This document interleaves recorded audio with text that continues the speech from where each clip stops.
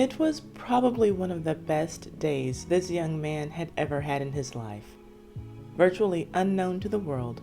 Then, after an appearance on the 1980s TV talent show called Star Search, Jimmy Salvemini had clearly made an impression on Luther Vandross. So, you got in touch with our staff, you got in touch with Jimmy. Tell us what happened after that. Well, I was on tour.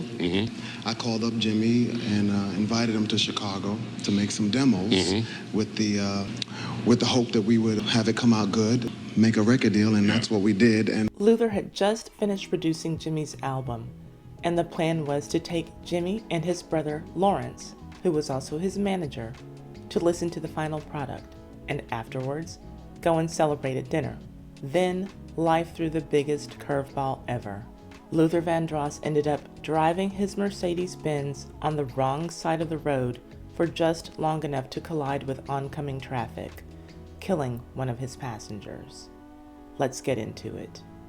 But first, if you like these videos about the most scandalous celebrities from yesteryear who make Ty's Hot Mess History a time capsule for the culture, subscribe and hit the notification bell so that you can know every time that I upload one of these videos or every time that I live stream.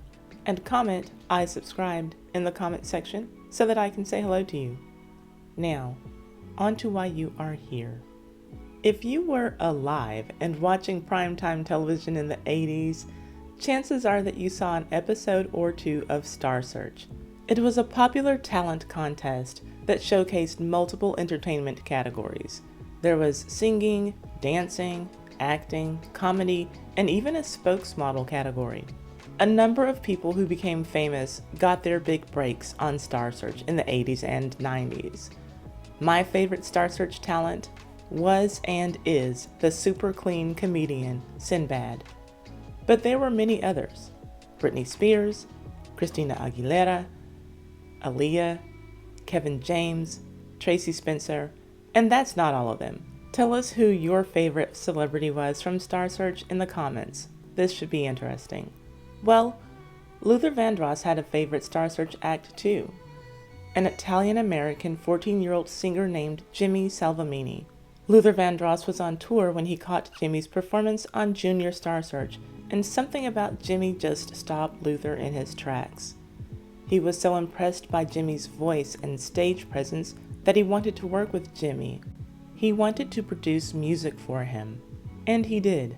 They recorded demos that Luther liked, and that ultimately led to Luther Vandross getting Jimmy signed for a record deal with Elektra Records. The first song that Luther wrote for Jimmy was a song many of Luther's fans know, Because It's Really Love. The original version even uses Jimmy's name in the lyrics. No one could ever say, Jimmy, it's such a shame you're a lonely guy. But apparently Luther Vandross kept that song for himself and later released it on his own album titled Give Me the Reason, using Cissy Houston, Whitney Houston's mother, to sing on background vocals, and changing that lyric from Jimmy, it's such a shame to me, it's such a shame. But nevertheless, Luther had big plans for Jimmy and a time frame to make it all happen. And we're now working to make the album ready for a January release. Well, sitting in our audience tonight is this young new star, Jimmy Salvemini. Stand up, Jimmy. There he is. And based on the reporting of the horrific incidents that would follow, Luther did get his project finished in January of 1986. That month had started on a very optimistic note. At the start of January, Luther had been nominated for a Grammy for Best R&B Album of the Year for The Night I Fell in Love. And thanks to Luther's production and Jimmy's hard work on vocals, Jimmy's first album was recorded in its entirety by January 11th. Luther made his deadline. Then, the very next day, on January 12, 1986, Vandross picked up Jimmy and his brother, Lawrence, to take them to the studio so that they could listen to the final product. But the three of them would not make it to the studio. Over the weekend, Vandross was hospitalized in fair but stable condition with broken ribs and facial and scalp cuts. He He was nominated for a Grammy last week. Maybe it was Luther's excitement, or the fact that he was driving a route that he didn't usually take to the studio. Whatever the reason was, Luther veered out of his lane and into oncoming traffic. His Mercedes hit 2 other cars, injuring everyone involved, and just 2 hours later, Lawrence Salvemini was dead. He had gone from the anticipation of hearing his little brother's first album to losing his life. And just like that, life changed for everyone involved. Luther Vandross was the celebrity, so of course the news outlets kept the focus on him. The reports were that Luther Vandross lost his friend in an accidental wreck. Jimmy had lost a manager. But obviously, Lawrence Salvemini was more than just a friend and business associate of Luther Vandross. Jimmy didn't just lose a manager on that day. He lost his brother. Lawrence left behind 4 siblings, and to them, he was not Luther's friend. He was brother. Both of Lawrence's parents were alive when he died, so he was also a son. He had a life of his own before he started to manage his brother's career. And a huge part of his life involved something that I, as an animal lover, really admire. He devoted a lot of his time to advocating for the protection of wolves. He had been living in Alaska and was the president of the Alaska Wolf Association. He did work to help prevent aerial wolf hunts and supported wildlife conservation. I can only imagine the shock that losing Lawrence was to his family and friends. May he rest in peace. The initial recommendation from the LA Police Department was that Luther Vandross be charged with manslaughter for the killing of 27-year-old Lawrence Salvemini, because he was the one who crossed the dividing line while driving 50 miles per hour in a 35 mile per hour zone, thus causing the whole accident. These are the details of the incident according to Sergeant Ron Barnes, who spoke to the press. Quote, around 12:30 p.m. on January 12th, Luther Vandross was driving his 1985 Mercedes Benz northbound on Laurel Canyon Boulevard, a narrow and winding 2-lane street, when he crossed the divider and collided with the front of a 1972 Mercury Marquis that was headed southbound. The front of the Mercury center punched him, Vandross's car, and his car swung around and then hit a 1979 Cadillac Seville head on. End quote. Lawrence had been riding in the front passenger seat. The younger brother, Jimmy, was in the back, and he was listed in fair condition after the accident, with bruises and contusions. However, later his condition reportedly took a turn for the worse, as he suffered a collapsed lung and was confined to a wheelchair for some time. The woman who was driving the Mercury suffered a fractured hand and ankle. The woman who was driving the Seville had a minor cut, but her passenger suffered leg fractures. Vandross himself was injured too, suffering broken ribs and cuts on his face and head. The Los Angeles City Attorney's Office did file misdemeanor vehicular manslaughter charges against Vandross. That meant that he was facing 1.5 years in county jail or a fine of up to $2,000. Vandross attended Lawrence's funeral and sent several exquisite floral arrangements. The Salvemini family seemed to be very forgiving, and not as though they harbored resentment towards Vandross. Joseph Salvemini Jr., who was labeled as the family spokesperson, told the press, quote, "While the death of Larry is a tremendous loss for the family, we do not harbor any animosity toward Luther. We know that Luther did not do anything to hurt anybody in the car." End quote. Jury selection was a breeze, as there were plenty of people around who did not know a thing about Luther Vandross or his fame. And when all was said and done, after roughly a year of court proceedings, Luther Vandross pleaded innocent to the vehicular manslaughter charges. Then the charges were reduced, and he pleaded no contest to reckless driving. The judge then immediately ordered him to perform a benefit concert within 12 months from his trial date and donate the proceeds to a scholarship fund established by the Salvemini family. According to Luther's attorney, Peter Parcher, all of the injured parties filed suits against Vandross that were to be settled in civil court. And finally, quote, nevertheless, Mr. Vandross wants to specifically state that he was not responsible for the accident, the death of his friend, or the injuries to the other persons. End quote.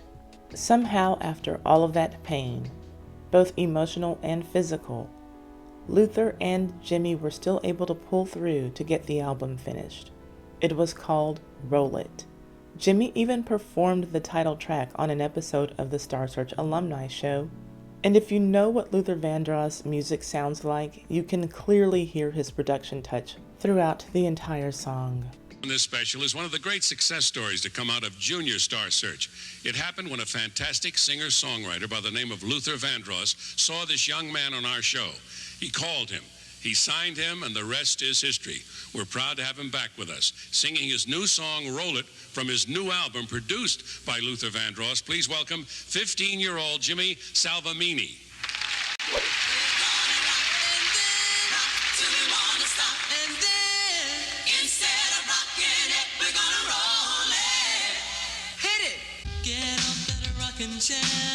How can you boogie there? Don't you know everyone is jamming? We've got a brand new thing. We found it suddenly. One glance at the back album cover for Jimmy Salvemini will let you know that neither Luther Vandross nor Elektra Records were playing games when it came to Jimmy. The credited artists include, but are not limited to, Lynn, who sings the theme song for my sorority, Got to Be Real. Brenda Russell, who sings one of my favorite songs ever, Piano in the Dark. Legendary bassist, Marcus Miller. Phoebe Snow. Pee Wee Herman. Yes, he rapped on one of the tracks. And Irene Cara. May she rest in peace. From what I can see, Jimmy Salvemini was still recording music as recently as 7 years ago, and he has some of his music on his own YouTube channel, for which I will post a link in the description box. His voice has matured into something that sounds amazing and so smooth. I encourage you to go and take a listen to his music and his story in his words.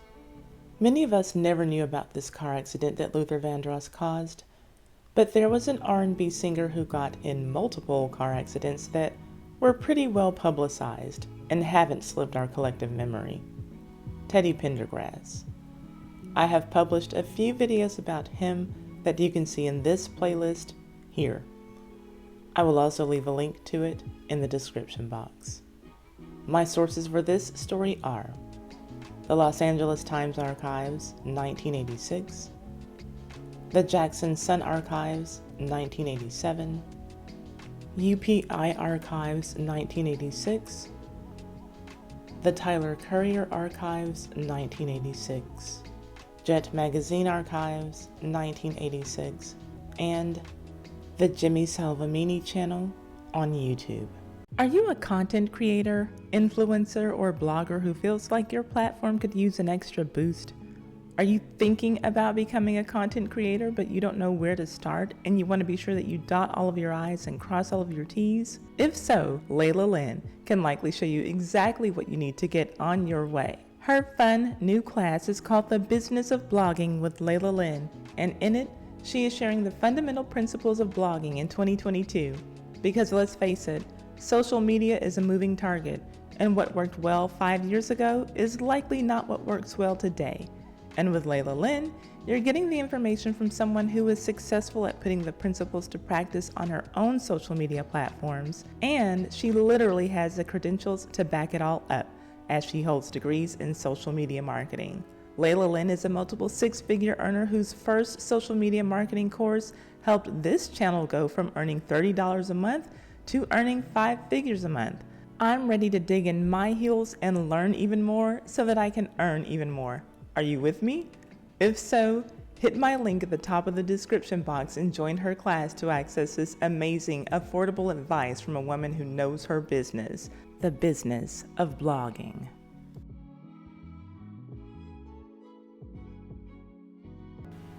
If you have a business, product, service, YouTube channel, or social media account that you would like to promote on my channel, email me at tiwan@tisaidwhattisaid.com to get rates for advertising on my community tab, my live streams, and or my edited videos, just like this one.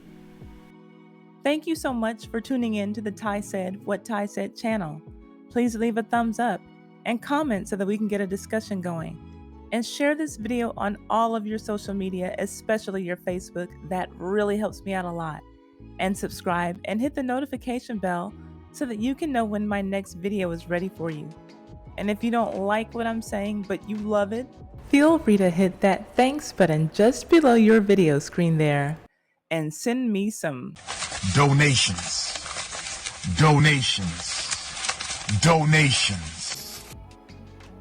Yeah, baby. See you on the next video.